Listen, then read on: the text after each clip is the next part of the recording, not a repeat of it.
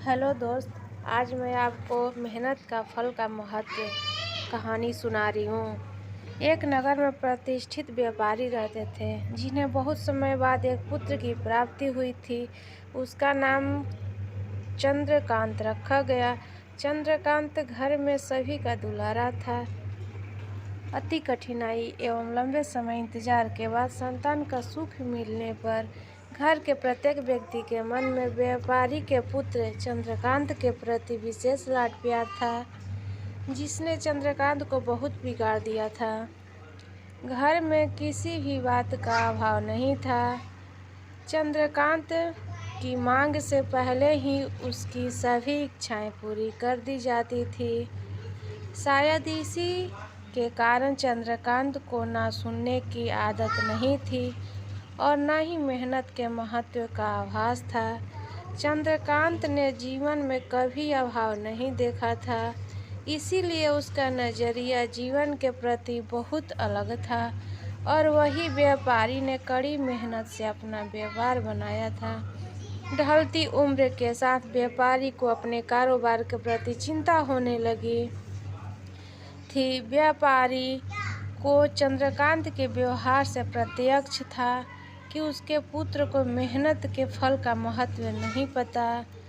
उसे आभास हो चुका था कि उसके लाड प्यार ने चंद्रकांत को जीवन की वास्तविकता और जीवन में मेहनत के महत्व से बहुत दूर कर दिया है। गहन चिंतन के बाद व्यापारी ने निश्चय किया कि वो चंद्रकांत को मेहनत के फल का महत्व स्वयं सिखाएगा, चाहे उसके लिए उसे कठोर ही क्यों ना बनना पड़े। व्यापारी ने चंद्रकांत को अपने पास बुलाया और बहुत ही तीखे स्वर में उससे बात की।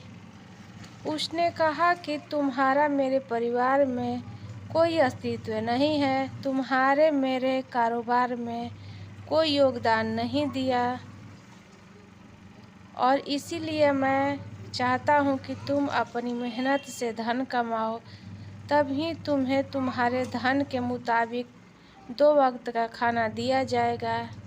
यह सुनकर चंद्रकांत को ज़्यादा कोई फर्क नहीं पड़ा। उसने उसे क्षण भर का गुस्सा समझ लिया, लेकिन व्यापारी ने भी ठान ली थी। उसने घर के सभी सदस्यों को आदेश दिया कि कोई चंद्रकांत की मदद नहीं करेगा और न ही उसे बिना धन के भोजन दिया जाएगा।